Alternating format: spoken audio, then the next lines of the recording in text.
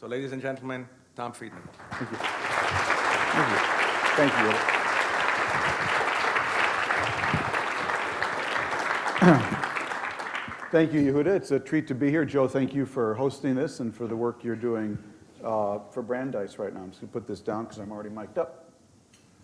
I actually really had a fun weekend. I spent last weekend caddying for Tom Watson and Andy North at the Liberty Mutuals tournament in Savannah, Georgia. So if any of you watched that tournament on TV, I was the guy in the red vest on Andy North's bag. I was reliving my youth. So that's where the suntan comes from. It's great to be here for Brandeis and to support Yehuda and everything that he's done and is trying to do for the university. And for those of you already involved in Brandeis, I thank you. For those who aren't, I encourage you to get involved. So it's been one of the real pleasures of my life.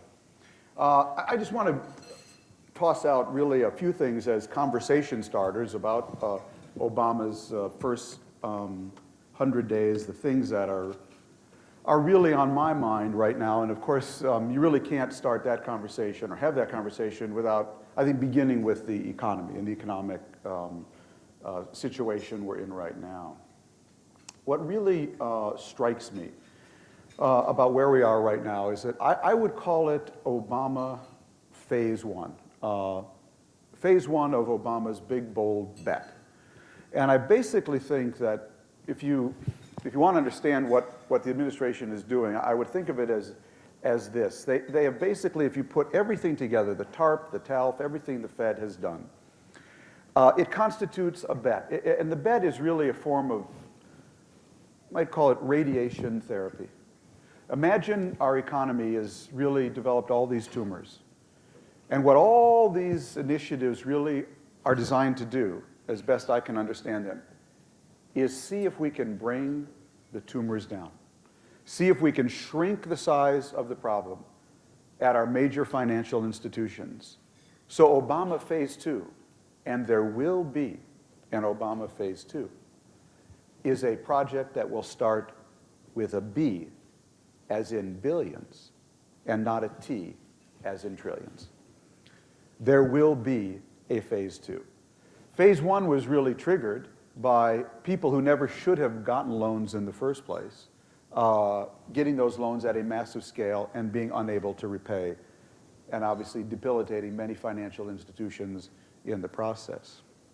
Of course, the phase we're in right now is people who deserve to get loans, but because of the shrinking and backing up of the economy, now can't pay because their businesses basically have been weakened, are facing unemployment, and no longer can get credit. So there's going to be an Obama phase two. What is scary about it for Obama, I think, is his keen awareness that the Congress is really in no mood to give him another dime.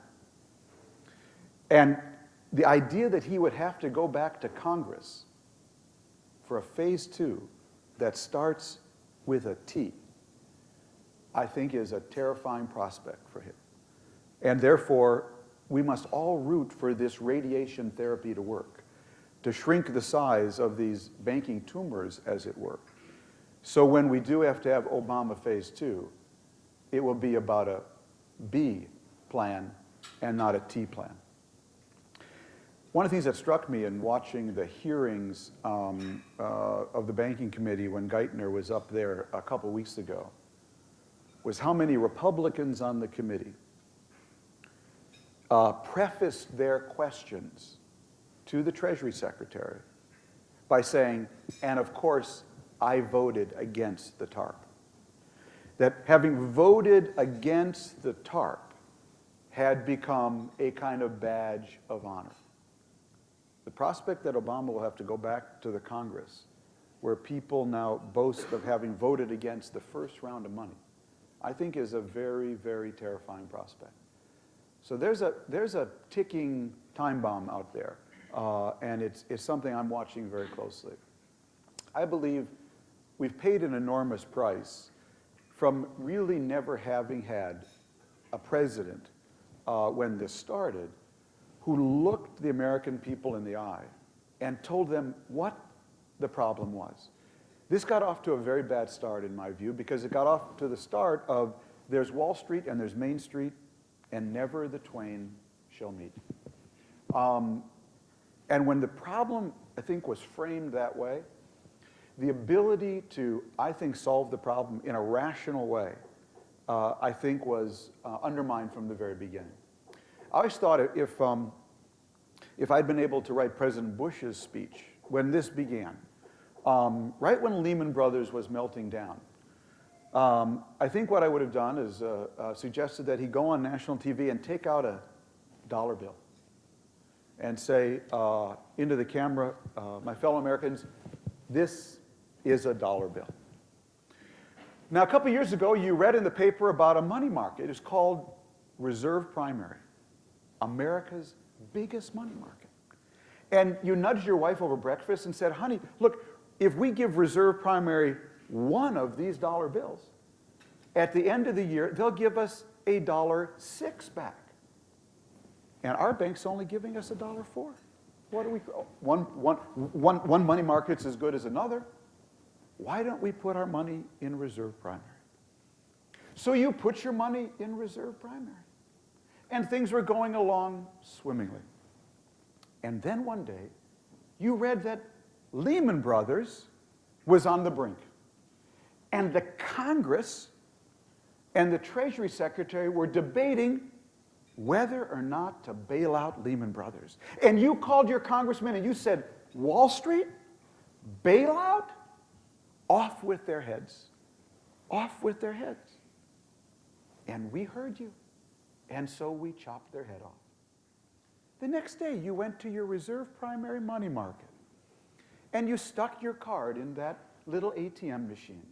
And a little sign popped up. Actually, I would have done it better. I would have taken out a scissors, taken that dollar bill, and I would have snipped off 10%. And the little sign says, you only get 90 cents back. We're very sorry. We broke the buck. And you called your congressman. And you said, this is an outrage. What's this all about? Happens your congressman's on the banking committee. And he told you what it's all about. The reason Reserve Primary was giving you $1.06 instead of $1.04 was because it was holding $780 million of Lehman Brothers commercial paper. Do you still want us to chop their head off? We never had that conversation. We pretended we were both in the same boat. There was a leak on the Wall Street end and not on our end, and we said, heck with them. We have never actually had a conversation that there is no Wall Street and Main Street. There's one street.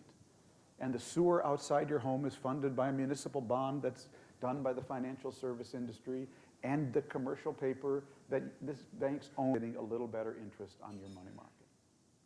We've actually never had that conversation. And therefore, the kind of populist impulse that has shaped a lot of the decision-making going on right now is really, I think, the dominant factor. Obama's financial package right now is the sum total of three things. What was the bare minimum needed to prevent real financial meltdown? What would allow them to avoid having to nationalize Citibank? And thirdly, the fact that they couldn't get another dime out of the Congress. So it wasn't like they sat back and said, what's really needed? What's the ideal plan? They were operating between those three boundaries. That is Obama phase one. And whatever God you pray to, pray that it works. Okay.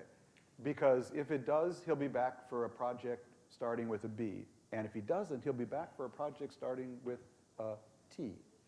And if it's a T project, I think there's going to be a huge knockdown, drag-'em-out fight in Congress.